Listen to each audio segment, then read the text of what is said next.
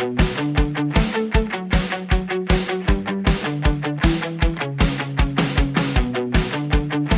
our guest today is the one and only Robert Bloom. We'll be talking about strategy and finding your own inside advantage. Bob is the authority on this customer-centric growth, and he's the author of a couple great books on strategic differentiation. Bob was the U.S. chairman and CEO of Publicis Worldwide. He was managing a global team for the marketing and services company, but he got his start as an entrepreneur like many of you, with a local U.S. agency that he grew, took national, and then sold and went on to lead the other company. Bob's helped develop strategies for companies like BMW, L'Oreal, Nestle, and he even helped to launch Southwest Airlines, T-Mobile, Juicy Juice brand, and many others. So welcome, Bob Bloom. I understand you're in Italy today. Is it Lake Como? Yes, it is Lake Como, and it's hot as hell here, but I'm suffering. But I'm good. Summer in Italy, we're still jealous. Yeah, I'm suffering, but I'm having a nice glass of white wine now. I'm not sure that everybody agrees with all that, but that's what I'm doing. So just in the spirit of honesty. So I'm having a good time this evening. And I appreciate your opportunity to be here, and I hope that we have a successful exchange of views. Thank you. Awesome. Well, so welcome. I want to start off with this secret that so many business leaders are missing when they try to develop strategy. The critical thing is that most people start with a strategy, but it's one that A, is in their minds and may not be contemporary at the moment. And the second is that the important thing that a strategy must have, is consensus internally. If you don't have consensus internally, that is all of your staff, whether you got 3 people or 300 people, if everybody doesn't agree that you're going in the right direction and have consensus for it, I don't care what you do, what you say, how much you exaggerate or don't exaggerate, you'll never get there. You have to have internal consensus. The other thing that is absolutely critical is differentiation. In this day and time, if you don't differentiate your brand, your company, your services, you won't make it. Competition out there it's all too mushy. Everybody's doing the same thing.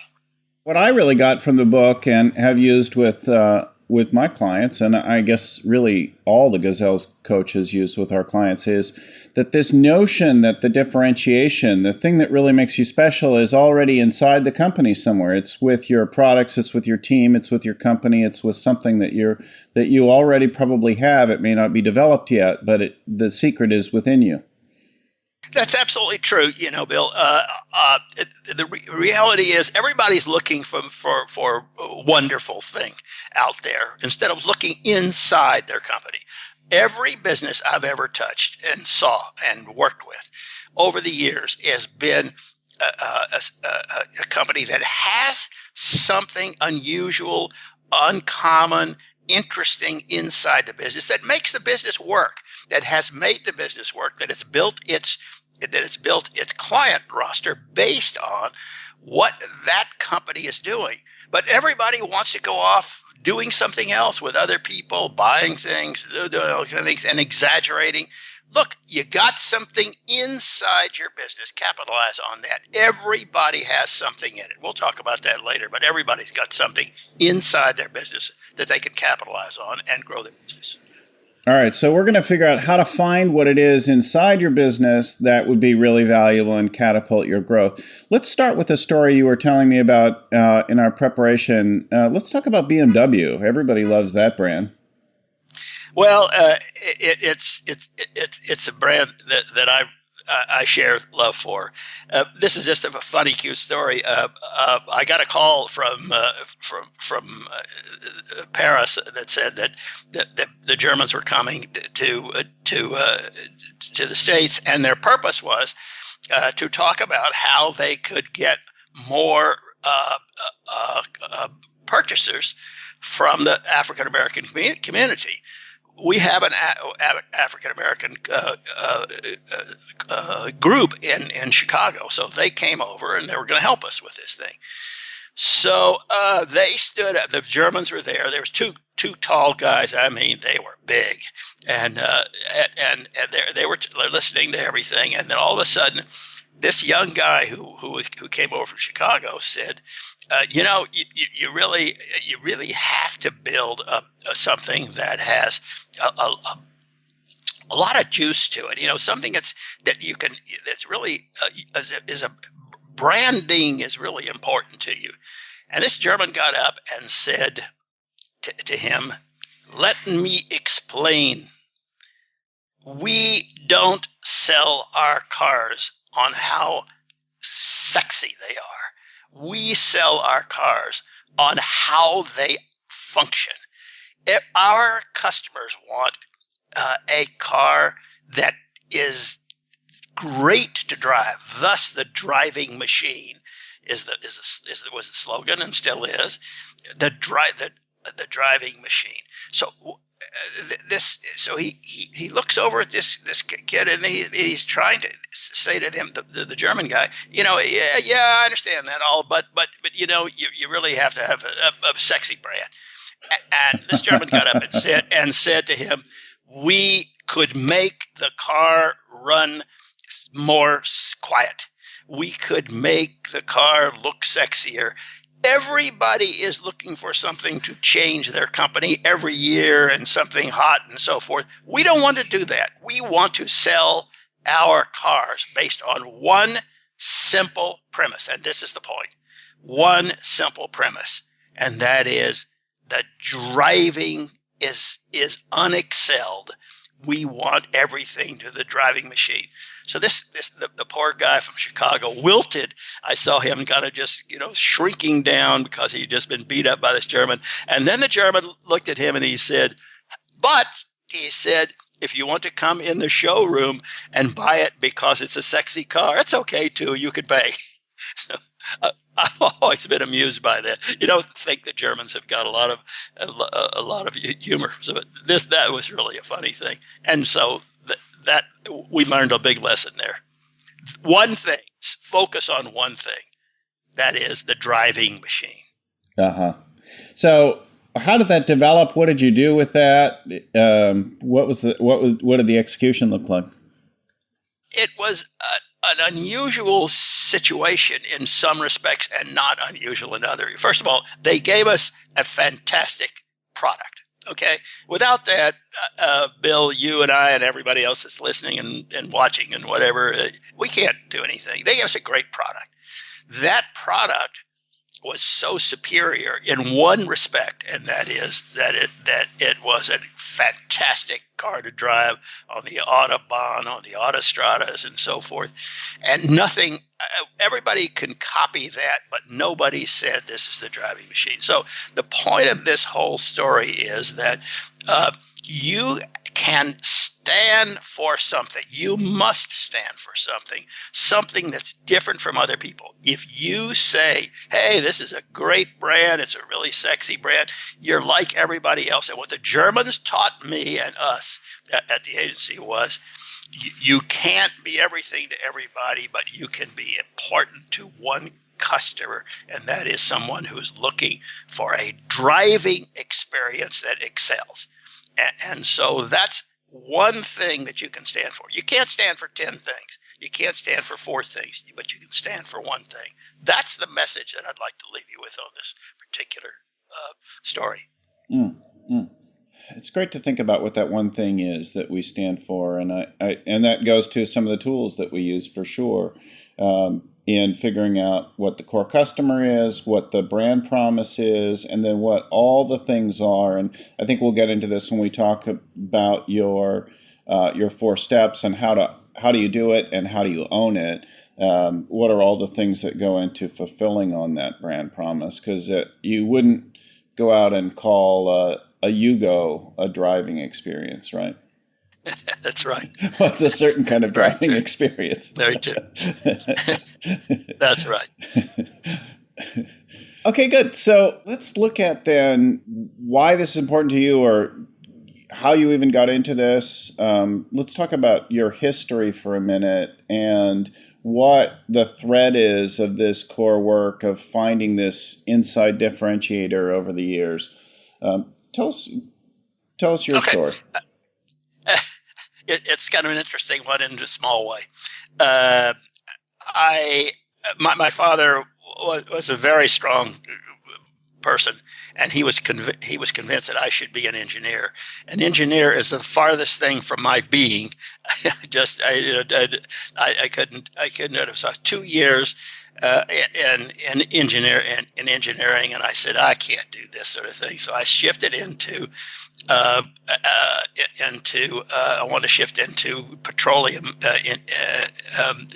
not petroleum engineering, but in how the world works from a standpoint of how the things work in the world. Mm-hmm. And I went to see this. I was in the United States Navy, getting ready to go off, and I went up to see this chief petty officer. I said, "Chief, I'm going to change my major. I'm not going to be an engineer." And he looked at me, a grizzled old guy that he was, and he said, "Bob," he said, "how would you like a foxhole in Korea?" I said, "Well, let me rethink this whole thing." So I spent 2 years in the United States Navy as a naval officer, destroyer, and I was in the right ocean, in the Atlantic Ocean. I've had lots of luck in my life, and so it was a great experience. When I came back, my father's advertising agency had 12 people and 40 clients. And the first thing I thought to myself, wait a minute, maybe we should have 40 clients and 12 people, not the other way around, And so I wanted to change what we were doing, and then we had a lot of good luck. You mentioned Southwest Airlines. These two guys came in and said, "We want to start an airline," and I said to myself, "You got to be crazy. I mean, this is Braniff's headquarters when they were existing. It's American Airlines headquarters." And that turned out to be Southwest. That gave us the push that we needed nationally, and it gave us some traction in a lot of ways. And the worst experience I had was they asked me to come to a big meeting in the Waldorf Astoria, and I look over and woman looks familiar, but I can't quite place it, and it's Gloria Steinem. And at that time, we had the girls in hot pants and that sort of thing. And she shredded me in about 10 minutes about feminism and so forth, of course, which was a whole new thing at that point. And she took me down totally. She's an awesome lady. So I learned a lot about it. Anyway, that you wanted to know, that's how I got into this whole thing, and that's how we grew the business, one step at a time, one accomplishment at a time. I remember the early. Well, I guess I wasn't paying too much attention to them, but the early branding on Southwest was a little bit different imagery than we have today. Yes, it was, and that's another story. It'd take too long to tell you, but it was a very interesting experience. One of the most interesting. I've been really blessed by having clients with having real challenges. I mean, really big things to climb over. So I would say to you, coming back to this thing, is what do you have to do to achieve your growth goals? And let me just jump in and say, you have to accelerate your growth. If you don't accelerate your growth, growing is not the solution. You'll be dead before you're really successful. You've got to accelerate the growth. And that means you have to really you have to have the right strategy. For me, strategy is a beautiful thing. I love it. It's really a wonderful, great tool. And everybody wants to do it another way. It's very simple. Look, my whole premise is one thing. Simple. Keep it simple. Make it not complex. Most people in my category make everything so complex and so difficult. You got to do all this, and then you got to do all of that. I only have 4 steps, and each of the 4 steps are sequential. And each of the 4 steps are vitally important. Whether that you like that or don't like it, it is one thing that you can do to accelerate the growth of your company. And it must start with the first element. There are 4 elements. The first element is who. W-H-O. Who is your customer? Okay. So say more about that. What do we mean by who? I mean, I can tell you, oh, my customer's female, 35 to 45, right? We know that. No. She's educated. She makes about 120 grand a year. No, you don't want to do that. Let me just challenge that. But yes, it is. But you can't talk to women 18 to 45 or whatever it is. What you have to do is to talk to that human being. You must do. I'm looking right now at Bill Gallagher's photo. Uh-huh. That's exactly what. No, seriously, I am on Skype. And what I'm saying to you is, you must look at your customer the same way. What kind of dog does she or he have? What kind of car do they drive? These are human beings. You can't talk to a statistic. You can't talk to a large group of people, 18 to 45 or whatever it is. You must talk to this human being, understand his or her company's or personal needs from that standpoint. When you do that, you really understand your who. That's who the customer is. And that's the very first step. And we had a fantastic success. Nestle was a client of ours. They bought a company called Juicy Juice and had no sales, but they had a campaign for Juicy Juice, which was all to little kids, animated. And what was Juicy Juice? We looked at it very carefully. And what was Juicy Juice? It was a 100% juice product. So that's the point. 100% juice. Looked like, smelled like, tasted like others, but it was 100% juice. All kids love something that's sweet, that looks great, that's red, all those kinds of things. But this was 100% juice. So what did we do? We cut out the whole idea of talking to kids. They don't care what they drink from that standpoint. It's moms who want to do that. So we developed a whole campaign on moms and focused totally on one thing. A mother, let me just go through this. A mother with children, young children, a mother with young children. Note how specific this is. A mother with young children who wants to give her kids a healthy food and drink. So it's very simple, keeping it. What does mom want? What does the driver want? What does he or she want? When you really get inside that person's head and heart, when you really know that and really study it, it's not something that you can do half-hearted. And you got to really know that customer on a personal basis. Here's a suggestion. Just like I'm looking at this picture of Bill Gallagher, look at your customer as if that person was right in the room with you. Talk to him in your head and talk to him or her. And that when you get it, then you really get your who. The who is what the customer wants. And let me tell you what the customer doesn't want. He doesn't want ad people like the rest of us here, maybe perhaps, or what they want is they want something that they need, want, or desire. Well, I think I did something like this with a company I worked with, and we were working on a shift and update in the branding and a change in some of the product strategy, and we knew some of those demographic kinds of characteristics, but we wanted to go deeper. So what we did is we actually found an assortment of those of our core customers, or what we thought were the core customers, and then we sent people out to their homes. We said, hey, can we come meet with you, and so on. And we interviewed them. We talked with them about their experience with the products. We looked then around. What's on their coffee table? What's in their kitchen? What does their closet look like? Are they neat? Are they messy? How are they different from everyone else? And we developed a very clear, vivid picture that our customer was not just like every other customer with this company.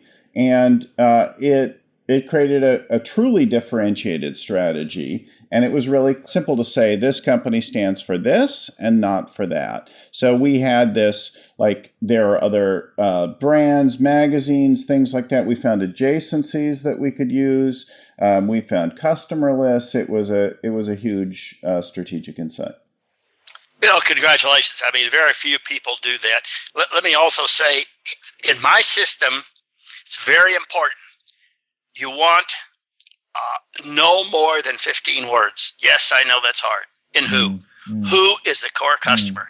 You can't go blah, blah, blah, blah. Let me explain to you what the core customer is. Think of an archery or gunnery or whatever you want to do. What's that rich red center right in the middle of that, of all of those circumference around them? What is it? And that's your core customer. Yes, you have to have a lot of other customers, but let me explain. If you don't get the core customer, that person who wants, needs, has to have what you're offering. If you don't grab that person and make him your own, then you can't get all of those other concentric circles around there. That's what you need to do, is go after the core customer in 15 words or less. It's not a word count. If you're 18, if you're 16, or whatever it is, makes no difference. But But you're going for clarity, not a paragraph. You're absolutely right. But you nailed it. I mean, if it's not clear, you can do anything you want to do. Say, yes, well, of course we're doing that. You have to stand for this one thing. Well, fewer words take more time, right? They take more work to get. All right, so let's talk about the what then. What is each one of these? What is what your core customer wants, needs, desires? That's if you don't make these two elements work together. That here's this core customer, you now know him or her, and you have to look inside your business. What is it about your business that core customer wants, needs, desires? Is it a fur coat? Is it is it whatever it is? What is it that customer wants and needs from you? You have to make your what has to be what your core customer wants, needs, desires. Once you do that, they have to link together just like a link fence. So you got a who, that is, who is a core customer? What is it that you're going to offer them that's going to be very special? What do you do inside your business? Well, how about an example of this from either maybe a service company or a B2B company? Or Sure. Let's take the B2B company because it's an interesting one. It's an Australian client of mine who's really an interesting guy, and he's in the shipping business. And he was really the business was going through real tough times, so actually I met him at one of Vern's things, so I worked with him for years. And what I said to him was, he said, we really treat our customers well. We do everything for our customers and everything like that. I said, who doesn't say that? Who doesn't say that? Everybody says that. What do you do that's different? And he came up with thoughts, he and his team, that came up with thoughts that I thought were really impressive. And they said, we'll never put your cargo on the top of the ship. We'll never do that because it's going to get damaged. And it's going to, and it might cost you a little more, being truthful, but your cargo is going to get there. It's going to get there on time, and it's going to do it because of the way we work. And he called himself the shipping bloke. Sounds like Australia. Well, he is. And so he developed a whole series. Not me. He did. He got it, and he developed a whole series of a way to communicate with customers about what does the shipping bloke say, and don't do this and do that, and by the way, your rates are going to rise in 6 months and that sort of thing. He would tell them something valuable from that standpoint. Blah blah is easy, but this guy really nailed it.